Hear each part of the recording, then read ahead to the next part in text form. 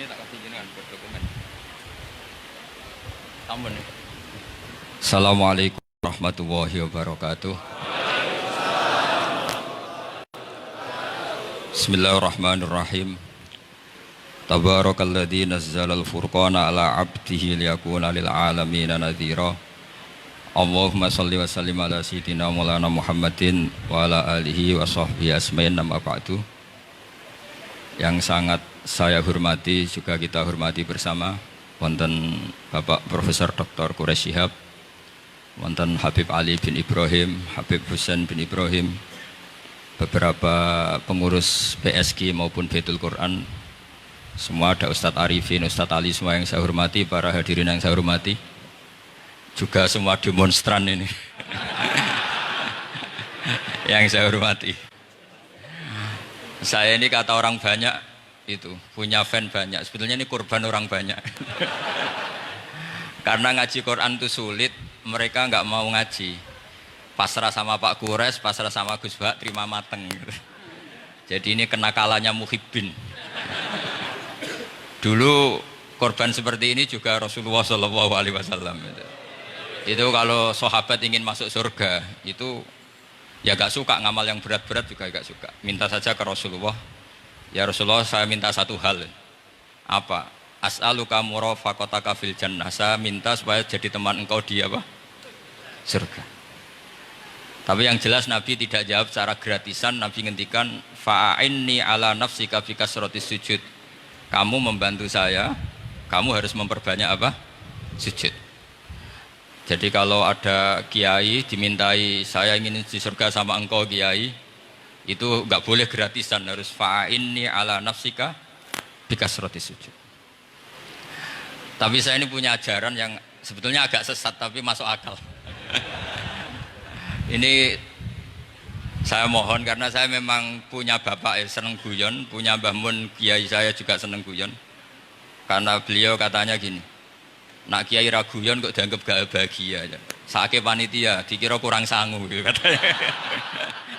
Sehingga ajarannya beliau memang sementara orang Islam itu pokoknya guyon, ketok bahagia dengan Islamnya, bahagia dengan Tuhannya, bahagia dengan nabinya. Qul bi fadlillah wa bi rahmati fa bidzalika falyafrah. Lah bahagia paling gampang ekspresinya nggih guyon niku. Ngetokno di Alphard dadak repot. Ngetokno di dhuwit akeh ya dadak repot. Nak guyon nak murah nggih. Itu beberapa sahabat itu saking cintanya Nabi, itu cara berpikir kayak teman saya itu sering nasihatin saya, Gus ojo soleh nemen-nemen, engkau nak ning swarga mari bareng Mbah Mun sungkan katanya. Jadi kalau terlalu soleh kan surganya sama guru-guru kita kan ndak enak itu. Kalian kalau di surga kan nggak kebayang mesti polanya kayak apa gitu. Lama punya istri tidak cantik, di sana apa? Cantik. Nah itu kalau jejer guru kan sungkan. Jadi makanya kata teman saya, soleh pas-pasan ya Gus, ben suwarga ini enggak sama siapa? Mbah Mun katanya, sungkan katanya. Nah ternyata pikiran itu juga ada di sahabat. Ya Rasulullah, saya puas-puaskan melihat engkau di surga. Kenapa? Saya tidak mesti masuk surga. Kalaupun di surga beda kelas dengan jenengan. Jadi para sahabat ya sadar, kalaupun di surga beda kelas dengan jenengan. Tapi pelajaran yang kita bisa terima adalah bahwa semuanya itu harus ada amal kita. Sehingga Nabi ngendikan fa'inni ala nafsika bikasrotis sujud. Maka tolonglah saya untuk mengabulkan permintaan kamu dengan memperbanyak apa? Sujud. Saya akhir-akhir ini sering kampanye tentang sujud. Caranya gimana? Ini sekaligus untuk anak-anak PSG utamanya karena yang mengkaji Quran. Kata ulama, mentahbib ya, menyenangkan orang kepada Allah itu butuh bayinah. Bayinah itu logika yang kebenarannya itu cara Jawa itu jelas welo-welo, sangat jelas. Namanya al-bayinah. Saya ulang lagi ya, namanya apa? Al-bayinah. Sehingga dengan logika itu orang yang kafir saja menjadi mukmin, yang fasik menjadi soleh, yang soleh bila ilmin menjadi soleh bil ilmi atau bil hujjah. Itu yang disebut Allah lam yakunil ladzina kafaru min ahlil kitabi wal musyrikina munfakkina hatta ta'tiyahumul bayyinah. Siapa itu rasulun minallah yatlu suhufam mutahharah. Jadi kemampuan argumentatif itu yang harus kita bela-belain.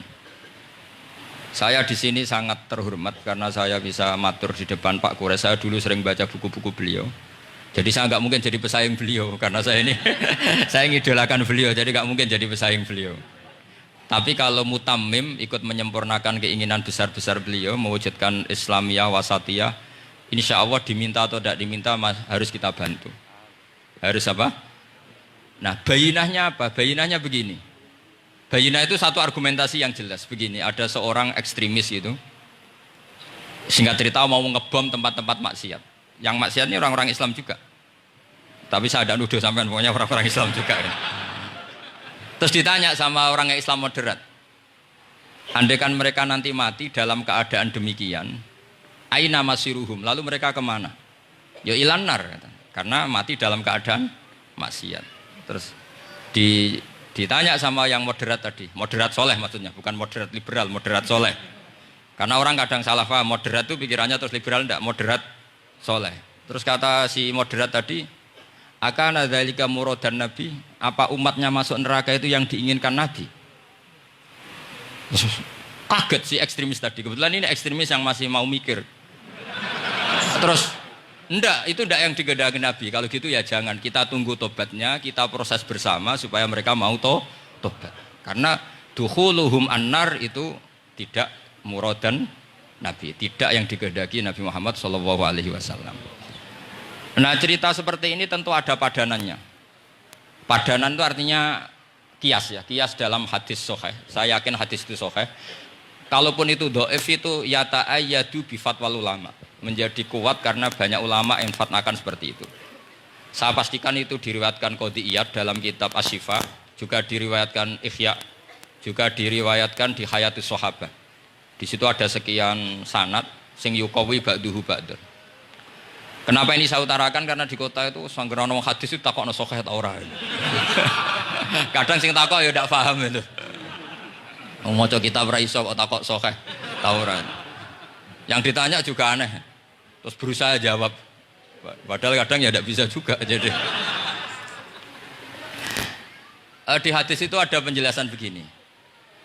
Ada seorang Arabi itu orang Bedui lah, orang yang kurang peradaban. Minta sesuatu pada Rasulullah SAW. Karena Nabi itu udah orang kaya, Nabi udah jutawan, udah hartawan, dikasih. Mungkin kalau uang sekarang mungkin 50.000 atau berapa. Orang itu gerutu senggerutu-gerutunya. Nabi kok pelit gitu, kira-kira seperti itu. Akhirnya sahabat ini merasa tidak nyaman, ingin, karena ini Arab ya, ingin mengadili ini. Saya membahasakan mengadili itu ya ada Arabnya, karena kadang ada riwayat misalnya fahamma ayyadribuhu, nanti juga repot, ayat tuluhu juga repot. Makanya kalau ke Jawa itu kadang maknani bahasa Arab itu bingung. Dan memang baik bingung daripada enggak bingung. Karena kalau yang enggak bingung itu keliru pede. Misalnya jika istri kamu agak rewel, itu begini-begini. Terus ada kalimat wadribuhun, maka pukullah. Itu kalau orang nggak bingung langsung diterjemah mukullah, nanti dilaporkan Komnas HAM. Gitu. Tapi kalau yang bingung itu akhirnya tatalluk mencari-cari. Ternyata di semua tafsir disebut dorban ghairu mubarrihin, yang mukul tapi yang tidak menyakiti.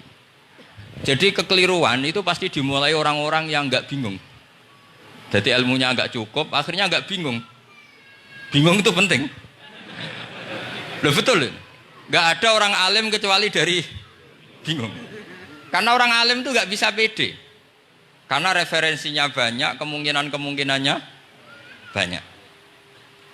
Sehingga mesti pikiran pertama kalau ada lafadz ini maknawi apa lafzi. Ini mahmul apa enggak? Ini mansuh enggak? Ini muqayyad mutlak enggak? Ini sekaligus jadi pusat studi Quran, jadi supaya teman-teman memang seperti itu.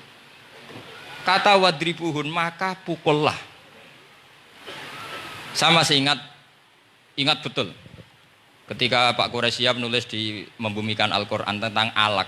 Itu kalau orang ahli embriologi dimaknani alak segumpal darah itu mesti tertawa-tawa karena nggak ada dalam proses embriologi orang lewat proses segumpal apa? Darah. Tapi kalau alak itu madatul kalimah dari kata aliko ya'liku alakon sesuatu yang menempel, jadi zigot yang berhasil menempel di dinding rahim itu yang jadi anak. Itu ya normal saja, memang itu terjadi. Ya barokahnya bingung tadi.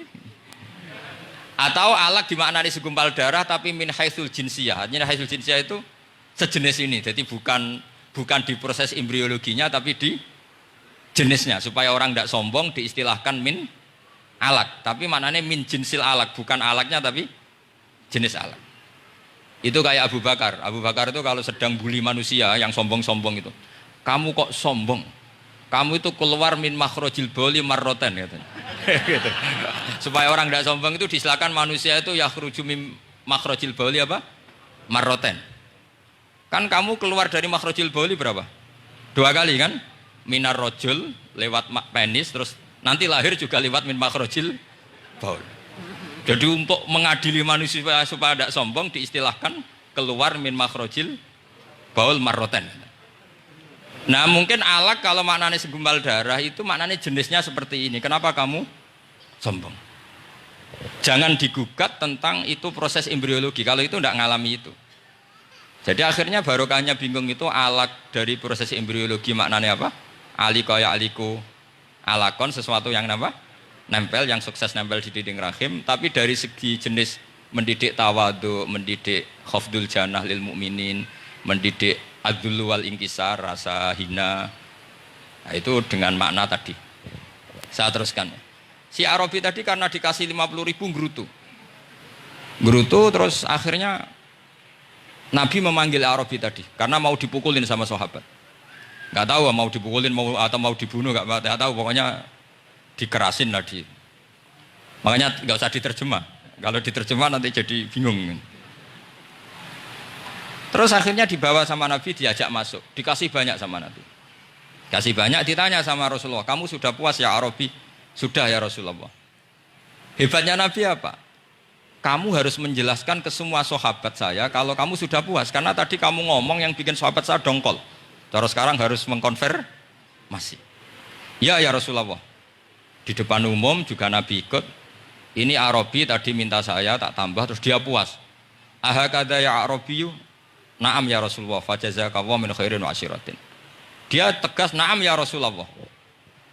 Nah, pelajaran dari hadis ini adalah kalimat ini. Ini harus diingat-ingat.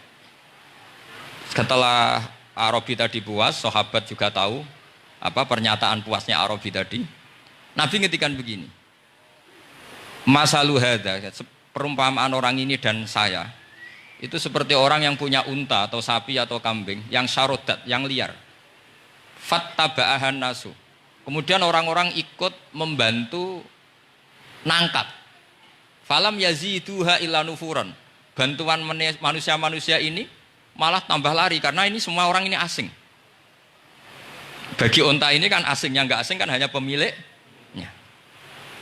Nah, terus kata si pemilik unta tadi, khallu baini wa baina naqati. Sudah saya tidak usah dibantu.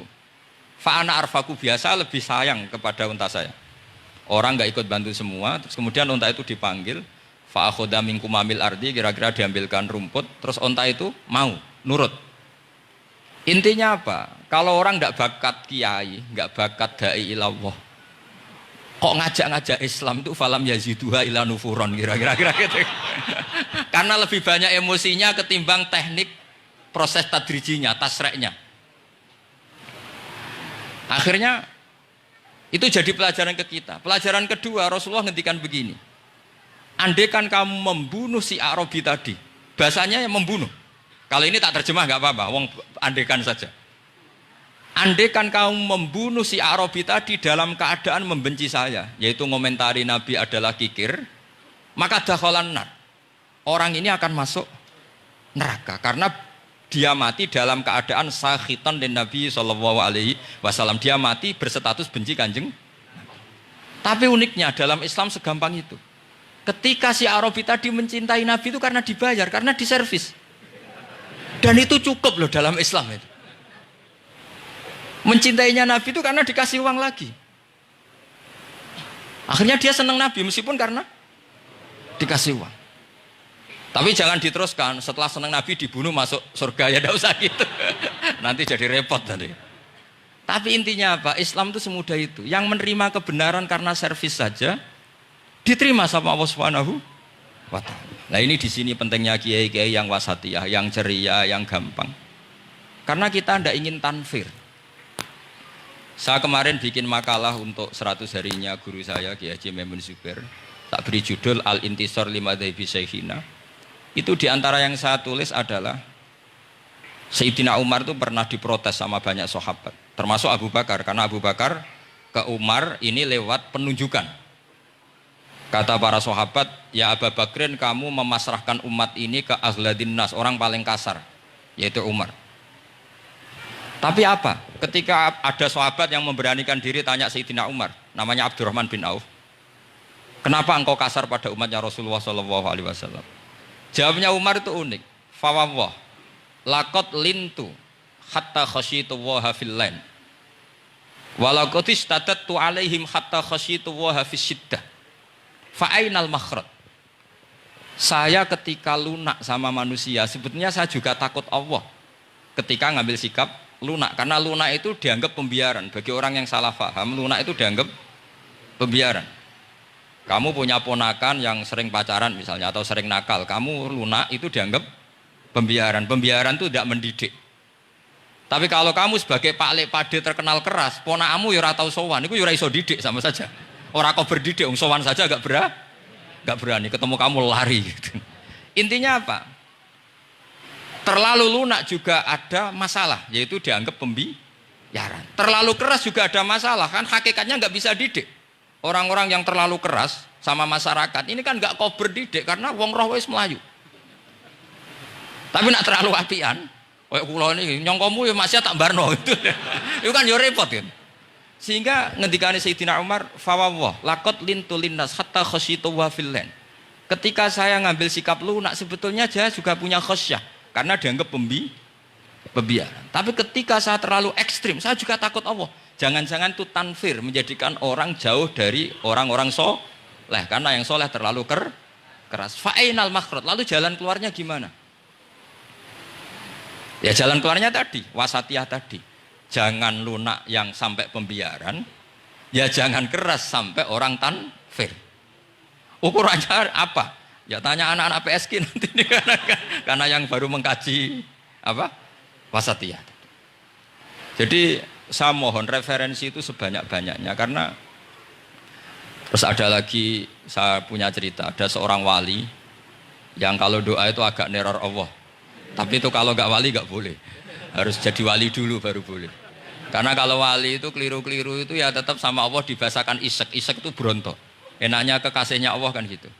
Makanya di antara doanya Habib Ali Al-Habsyi Shahibu Simti Duror itu doanya, tapi kamu tidak boleh melakukan doa ini, dosa.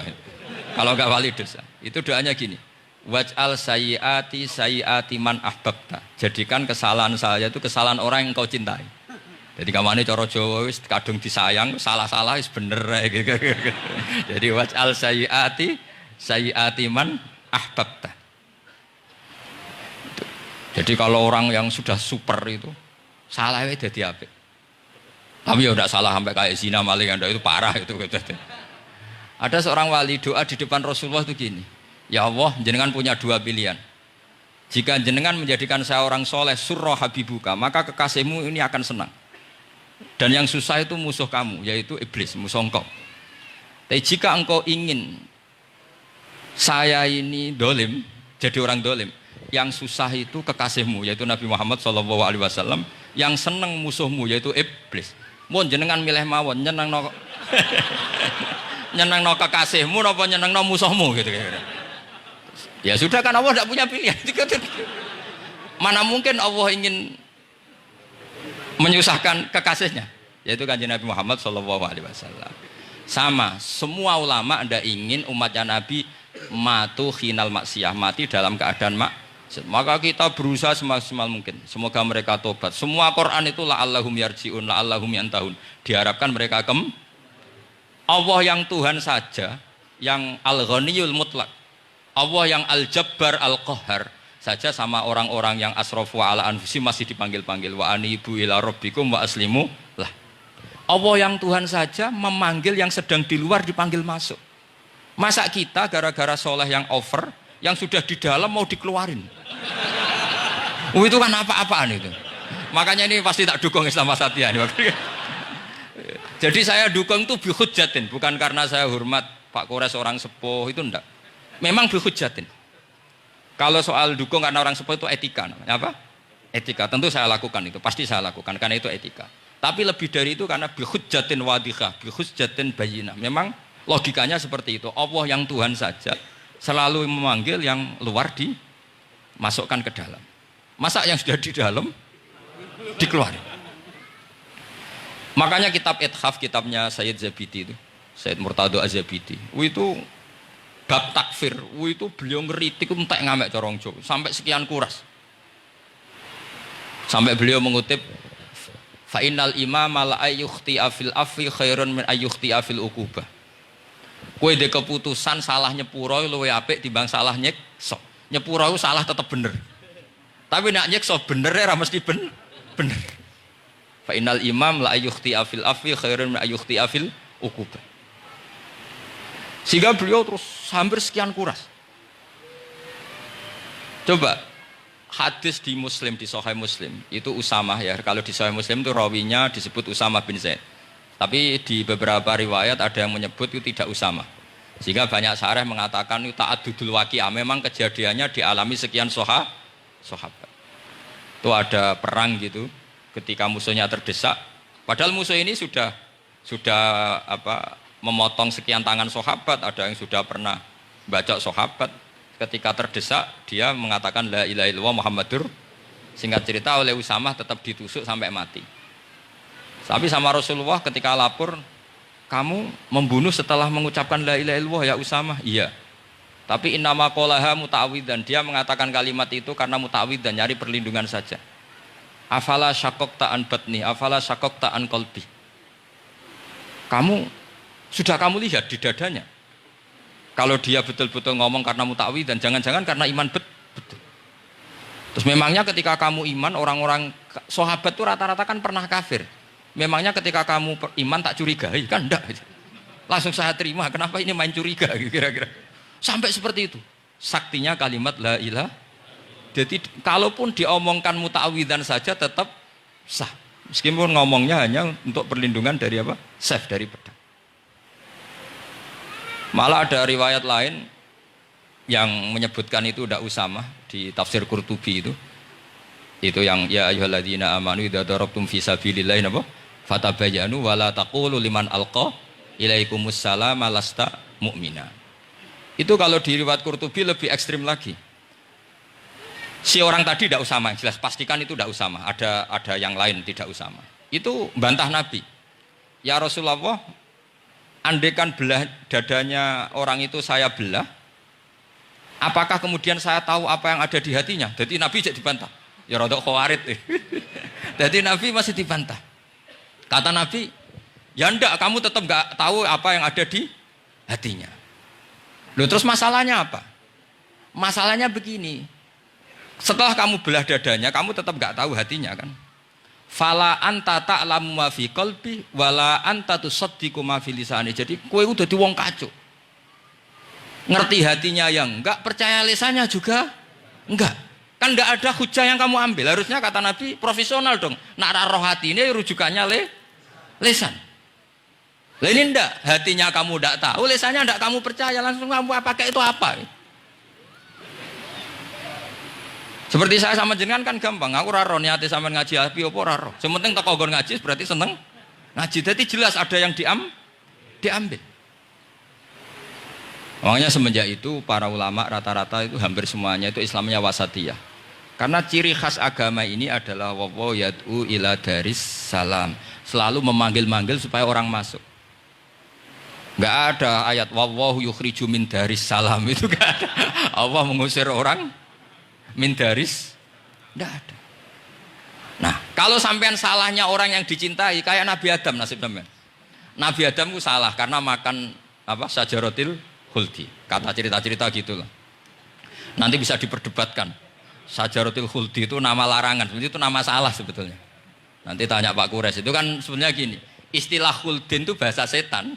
Hal adulluka ala syajaratul khuldi wa mulki la yabla. Jadi iblis itu goda Adam, kamu ingin mangan pohon keabadian. Jadi kalau kita mengistilahkan syajaratul khuldi, berarti mengesahkan istilah yang dipilih setan. Jadi masalah. Makanya saya enggak, pokoknya anut-anut umum wong muni syajaratul khuldi ya ikut syajaratul khuldi. Tapi ini sebetulnya bahasa yang dipakai setan. Singkat cerita Nabi Adam itu akhirnya makan tapi tidak banyak. Makanya sebagian aja diredaksikan dzaqo itu ngicipi. Makanya ada akala, berarti dzauk juga disebut aklu, tapi aklu yang sedikit disebut dzauk atau dzaqo. Nah, ketika makan itu Allah duka, tapi duka be orang yang dicintai, diwarai. Cung Adam, kowe tak warai donga supaya tak sepuro.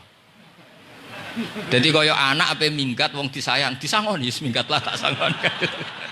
Makanya waj'al sayyiati man ahbabta. Disangoni fatalaqa Adamu min rabbihi kalimatin fataba alaih. Makanya saya kalau baca ayat itu cek enak dadi sangoni. Maca iki cung ya kok ben dadi minggat digani HP mbek dhuwit engko nek wis kepen mulai ya semulai. Makanya itu jadi Quran itu luar biasa. Akhirnya Nabi Adam ya benar diusir, tapi sudah bawa bekal diwarai oleh pangeran. Nah ternyata apa? Maksiatu Adam itu maksiatu muazzimin. Maksiatnya orang yang sangat menghormati Allah. Jadi kalau kamu ingin jadi wali itu pertama harus kamu berstatus al-muazzim, al-musabbih. Ternyata kata kuncinya gini, kata tafsir Ibnu Katsir ini. Waqa samahuma inni lakuma laminan nasihin. Saya ini kan muridnya Mbah Maimun, muridnya bapak saya. Kan gak kebayang orang pakai namanya Allah kemudian dusta. Jadi Nabi Adam dirayu setan kayak apa itu gak pernah tertarik. Gak pernah tertarik. Tapi akhirnya setan bilang, wallahi demi Allah, bahwa saya menyuruh kamu makan buah khud itu laminan nasihin. Wallahi, pakai kata wallahi. Terus Allah ya sudah merevisi larangan itu, sekarang sudah bilang boleh katanya. Nah karena kata pakai wawahi, terus kata Nabi Adam, fawawah wa izzatika ya Rabbi, ma dzanantu anna ahadan yahlifu bika kadiban. Ini dawuh Nabi Adam. Adam wis tak kandhani kok ora nurut alasan apa? Terus Adam atau pangeran wa izzatika, demi kehormatanmu ya Allah, fawawahi ma adzunnu anna ahadan yahlifu bika kadiban. Saya tidak pernah ngira ada hambamu, ada makhluk kemudian mencatut nama engkau kemudian dia dusta. Kenapa saya sebut-sebut nanti tadi asmane Mbah Mun? Andai kan saya punya teman biasa bodoni saya, biasa bodoni saya, nipu saya, terus bilang gini, Gus Bah jenengan ditimbali Mbah Mun, dan dia sumpah, kira-kira tak pikir apa ndak? Ndak, pasti saya langsung meskipun ya dibodoni, karena saking wibawanya Mbah Mun sehingga saya ndak ngecek lagi orang ini bohong apa tidak. Nah, Nabi Adam saking wibawanya Allah di hatinya Nabi Adam, kita disebut wawahi. Allah sekarang ngalalkan itu, sudah tidak pikir panjang. Karena dia tidak pernah ngira ada orang mencatut nama Allah kemudian dia dusta. Seperti di dunia santri misalnya ada yang dipanggil Habib Ali, mosok disumpah sih, tenang tau ora. Wah, itu mesti teman yang biasa bodoni sampean lah, mesti langsung sangat takutnya kan gitu. Sampean takut istri dibilangi teman, bojomu nelpon. Wah, langsung ulang. Itu mesti tidak dikonfirmasi lagi itu. Saking takutnya itu. Nah, Nabi Adam itu seperti itu. Saking takzimnya kepada Allah sehingga ketika disebut wawahi. Nah, itu yang kata kuncinya waqa samahuma inni lakuma laminan nasihin fadallahuma bihur. Itu kalau sampean teliti. Ini kesangannya Pak Kures pakai madatul kalimah itu kelihatan. Fadallahuma itu rujuknya ke iblis. Jadi Adam di situ korban terus. Kan waqo sama huma, iblis sumpah ke Adam Hawa. Fadallahuma, iblis menunjukkan Adam Hawa. Sehingga dia dua orang ini maksiat itu semuanya korban. Dia hanya sebagai objek. Kreatornya yaitu iblis.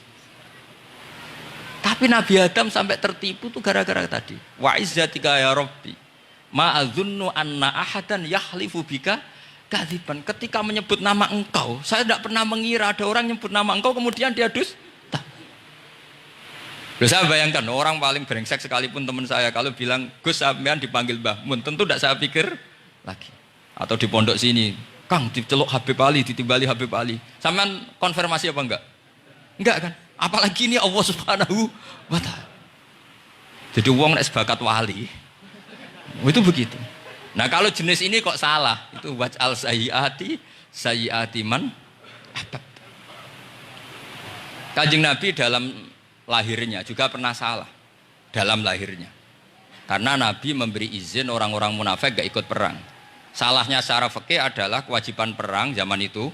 Karena zaman itu memang orang-orang kafir juga merangi kita. Sehingga kita dibolehkan merangi. Jangan hanya cerita Nabi perang, berarti perang syariat jarak gitu. Nabi perang karena diperangi. Jelas ayatnya. Udzina lilladzina yuqatalun.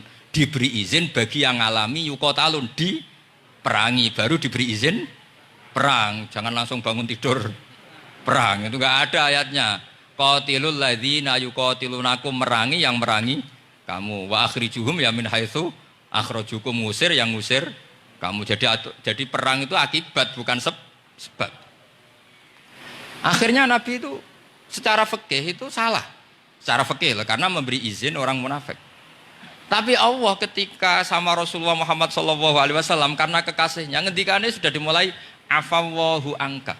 Muhammad tenang wae wis tak sepuro. Cuma aku takok, kena apa kok buka izin?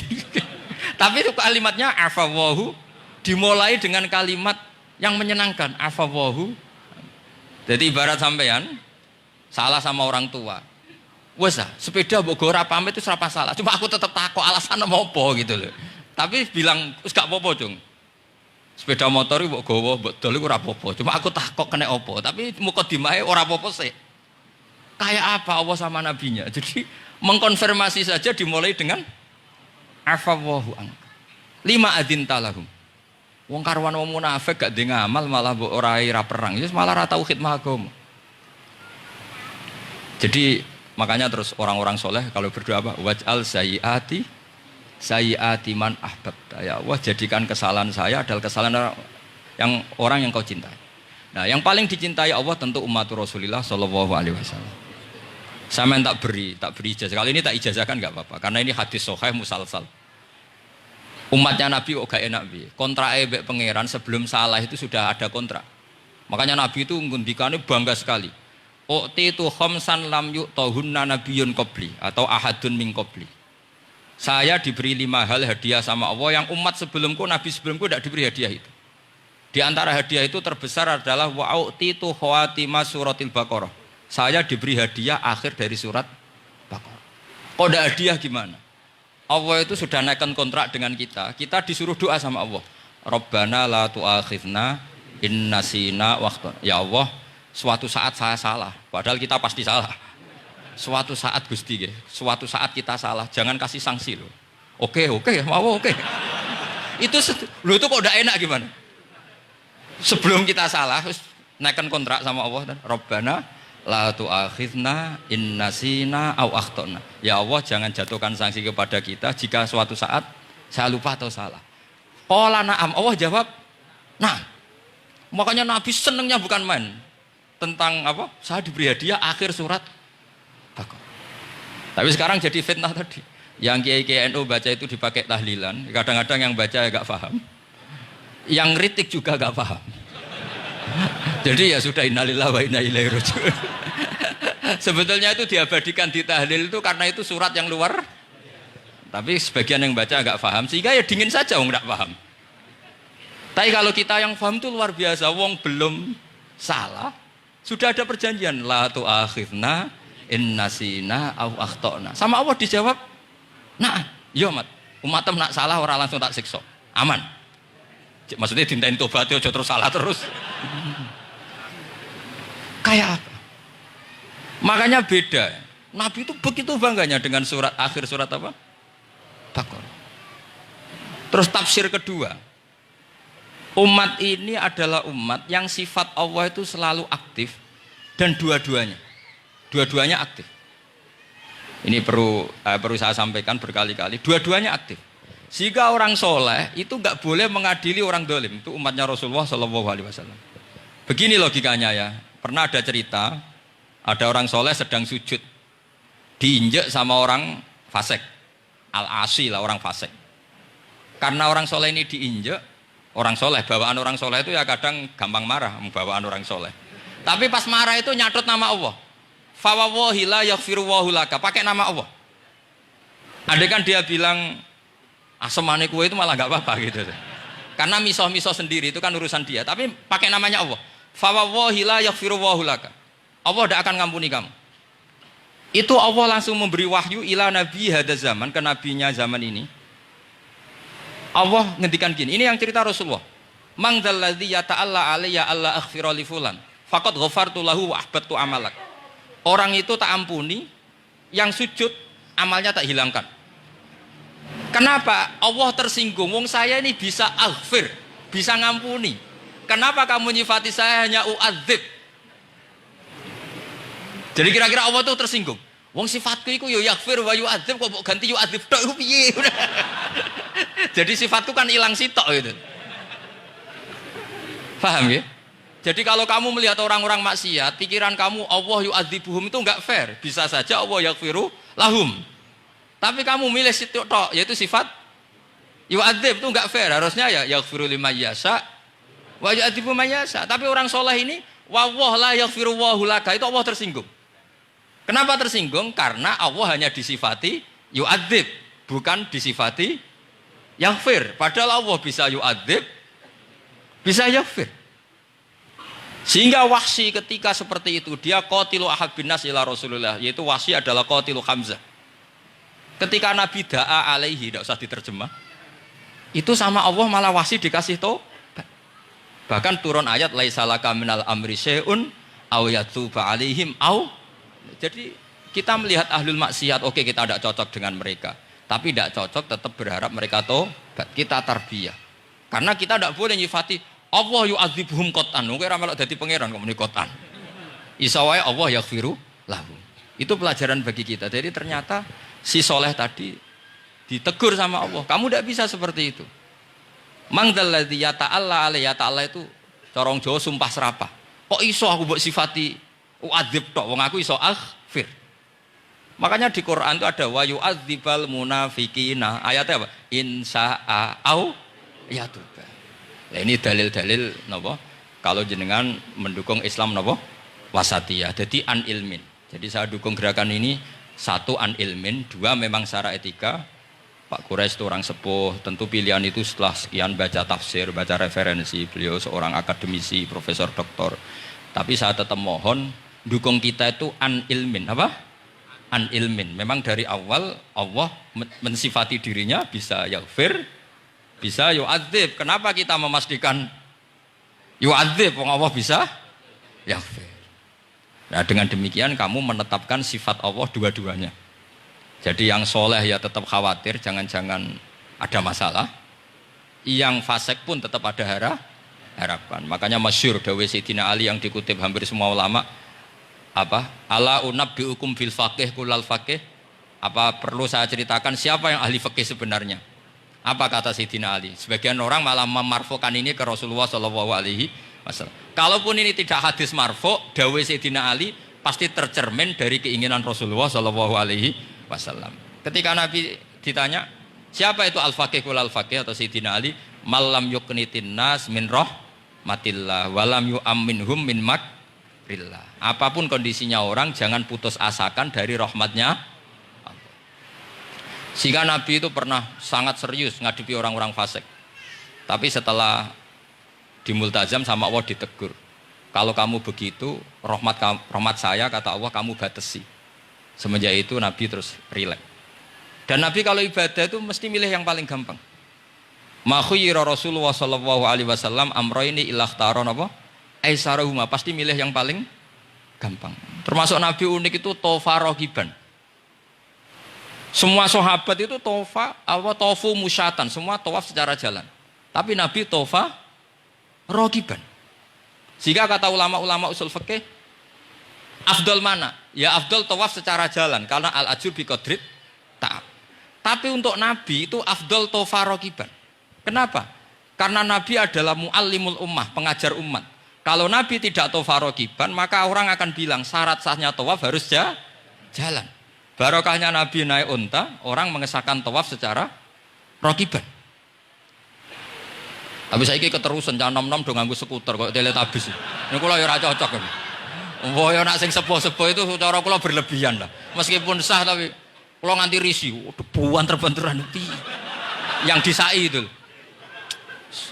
Boyo itibak Nabi itu paling enggak ya kesamaan sepuhnya atau apa Nabi kan. Ini ndak, yang penting sah apa? Wah repot ya. Terus bukti berdua gini, kalau Nabi itu ingin ibadah itu paling ringan. Suatu saat setelah Fathu Mekah, Nabi kayak apa rindunya sama Ka'bah Al-Musyarrafah itu, sama Al-Ka'bah Al-Musyarrafah. Nabi saking rindunya minta sama Abu Tolhah Al-Hajabi itu. Minta Utsman ya, Utsman bin Tolhah Al-Hajabi itu. Utsman namanya itu. Minta kunci terus masuk Ka'bah. Itu keluar dari khimah, itu Nabi senangnya bukan main. Karena Fathu Mekah. Lebu Ka'bah senangnya bukan main. Tapi setelah keluar dari Ka'bah, itu kelihatan hazinan, kelihatan susah, tersiksa. Ditanya sama Sayyidah Aisyah, kenapa engkau gelisah padahal tadi kelihatan senang? Wadidtu anni lam adkhul. Saya suka andikan tadi saya ada masuk Ka'bah. Kenapa ya Rasulullah? Jangan-jangan umatku ngira ini penting. Dan itu berat. Sampai jadi perdebatan ulama fikih. Apakah sunat masuk Ka'bah apa? Enggak. Sebagian ulama bilang enggak. Alasannya Nabi getun cara Jawa itu kecewa, nyesal. Kenapa saat tadi masuk? Jangan-jangan umatku nanti merasa itu keharu dan itu repot. Nah kita tidak usah dilarang, memang tidak punya kesempatan. Alhamdulillah. Dilarang nggak dilarang, sudah tidak punya kesempatan. Nah ini yang terakhir kenangan saya mau menerangkan dan tambah mahabbah kepada Rasulullah Shallallahu Alaihi Wasallam. Ini betul, ini sesi terakhir ini. Begini, salasun mangkun nafihi wajada halawatal iman. 3 hal ini kalau ada pada kamu atau pada siapa saja, maka menemukan halawatal iman, manisnya iman. Ini mungkin yang jarang dijelaskan orang adalah manis itu apa. Kata Ibnu Hajar al-Asqalani sebagai pensarah Bukhari, termasuk manisnya manis adalah al-iltizat al-akli, merasa nyaman secara berpikir. Nanti saya bacakan takbirnya sebelum saya tutup ngaji bareng ini. Begini misalnya, kita ngikuti Nabi Muhammad SAW. Tentu beliau punya al-jamalul wajhi, Nabi itu orang paling ganteng. Tentu beliau punya al-jamalul sauti, suaranya Nabi itu luar biasa. Tapi yang paling luar biasa tentu al-jamalul akli, akalnya Nabi itu luar biasa jamal, luar biasa indah. Artinya gini, andaikan Anda seorang profesor atau seorang alim allamah, seorang kiai yang paling alim, terus dikasih tahu Nabi, misalnya dikasih tahu Islam, sing gawe donya iki, iku Fir'aun. Kan mesti tersiksa, logikanya gimana? Wong Fir'aun lahirnya di bumi kok bikin bumi, kan dulu buminya timbang, mesti ra iso turu sampean. Iki ajaran nopo kan iso turu. Tapi ajaran ini mengatakan, sing gawe alam raya ini Allah. Allah itu awal, Allah itu qadim. Kan terus iso turu, wis adone lah. Nak sing gawe luwih dhisik. Paham ya? Terus sing gawe ku ala kulli syai'in qadir, wis adone lah, jenenge gawe alam mesti ala kulli syai'in qadir. Nah, terus misalnya diajak paham ateis. Alam ini ndak ada, kemudian ada. Penciptanya apa? Ya ketiadaan. Oh, ora iso turu sampean. Bagaimana mungkin al-adam yakhluqu maujudan, alam yang maujud diciptakan oleh Adam. Oh, ora iso turu sampean. Itu kata Ibnu Hajar al-Asqalani, halawatul iman itu adalah ibaratun anil iltizat al-akli. Halawatul iman dan ibaratun anil iltizat, agama ini nyaman secara akal. Kita disuruh menuhankan zat yang turu sampean. Oke, masuk akal. Nah, misalnya itu sampean dikabar saja, ini di kitab saya Fathul Bari. Ini di juz 9, di kitab saya halaman 193 ya. Karena mungkin sampean beda cetakan atau enggak ada nomornya karena enggak punya, enggak tahu saya. Banyak ini Tapi ini nanti saya tak tinggal di Mas Wafa ini. Nanti yang enggak punya di ngopi saja, di foto aja. Lumayan ben ngaji ku nganggo kitab ben kok wong alim itu keren. Saya baca Bismillahirrahmanirrahim. Halawatal iman. Beliau ngendikan wa yaltadzu bidzalika iltizazan aqliyan. Jadi orang merasa nyaman secara iltizazan aqliyan, akalnya merasa nyaman. Idzil iltizat al-aqliyu idrakuma huwa kamalun wa khairun min haitsu huwa kadzalik. Disuruh minum obat. Tentu secara watak kamu tidak senang karena obat itu pahit. Tapi kamu merasa nyaman setelah sakit minum obat merasa nyaman karena ada harapan sembuh. Jadi watak kamu tidak senang, lidah kamu tidak senang karena pahit, tapi akal kamu senang. Wah enak aja bar disuntik, bar diinfus, bar minum obat. Berarti itu namanya iltidzadzan aklian. Akal kamu merasa apa? Nyaman karena telah melakukan sesuatu yang sesuai akal. Tak baca ya misalnya al murad bil hubbi huwa al hubbul aqli alladhi huwa itharu ma yaqtadi al aqlu salimu rujhana wa in kana ala khilafi hawan nafsi kal marid yu'afu ad-dawa bitabi fayan faru anhu wa yamilu ilai bimuqtado aqli. Kayak kita sakit tentu dioperasi itu tidak senang, bayangno wedhus apa usus dewedel-edel kan enggak senang secara hawan nafsi, paham ya? Tapi secara akal karena kamu divonis usus buntu, senang mana setelah dioperasi sama sebelumnya? Lah senang dioperasi itu namanya al-iltizat al-akli. Ini kata Ibnu Hajar al-Asqalani. Wal aklu yaqtadi rujhana janibi dzalik. Nah, terus saya teruskan. Idzil iltizat al-akliyu idrakuma huwa kamalun wa khairun min haitsu huwa. Jadi saya bayangkan, makanya saya kalau baca Quran itu sering saya nangis. Misalnya tadi, am khuliqu min ghairi syai'in am humul khaliqun am khalaqus samawati wal ard. Masa alam raya yang wujud ini semua maujudat kemudian dirumuskan bahwa penciptanya adalah al-adam, kenihilian, nihilisme. Kebayang nggak sampai ini suatu ruga misalnya ono nabi terus jong kowe kudu iman alam raya ini sing wujud diciptakno ketiadaan. Wes ra iso turu yakin ra iso turu. Tapi kalau nabinya bilang hadhil awalim atau hadhil alam khalaqaha Allah. Allah itu siapa? Al-Qadim, wajibul wujud, ala kulli syai'in qadir, lahul asmaul husna, lam yalid walam yulad walam yakul lahu kufuwan ahad. Oke, keren kan gitu. Itu jenenge al-iltizat al-akli. Kalau kamu sudah ngalami seperti itu, wajada halawatal iman. Terus kata Ibnu Hajar al-Asqalani, terus wa yu'abbirus syari', syari' yaitu Rasulullah sallallahu alaihi wasallam membahasakan al-iltizat al-akli dibahasakan dengan halawatal iman. Jadi halawatul iman itu kamu harus ngalami al-iltizat al-akli. Seperti misalnya dalam hukum sosial, kata ulama-ulama, laulam yakun ma ja'a bi Muhammadin dinan lakana fi aqlin nasi hasanan. Andaikan Muhammad tidak mengatasnamakan itu agama, akal pun mengatakan itu baik. Coba ajaran kita, ambek bojo sing apik, ambek anak sing apik, ambek tangga sing apik, itu kan enak. Coba kalau ajarannya gini, bojo taboki wae kesuwen, kan bingung, iki ajaran apa kan kaget. Ambek tonggo, oh sing kontel, gak ngono tidak kok. Oh, iku ajarane Nabi apa ajarane ekstremis kan bingung jadi makanya laulam yakun ma ja'a bi Muhammadun dinan lakana fi aqlin nasi hasanan. Itu namanya al-iltizat al-aqli. Saya kira demikian, mohon maaf. Assalamualaikum warahmatullahi wabarakatuh.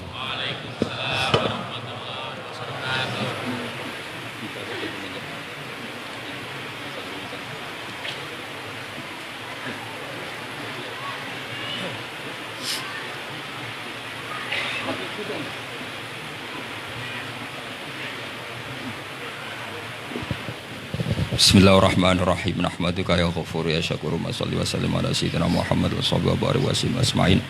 Allahumma ya Allah mutawatina fika mutahabbina fika mutabadilina fika mutanasihina fika ya Allah hatta namshiya fi ardika wa lam takun himmatuna illa kalimatika wa ihya sunnati habibika Muhammad sallallahu alaihi wasallam.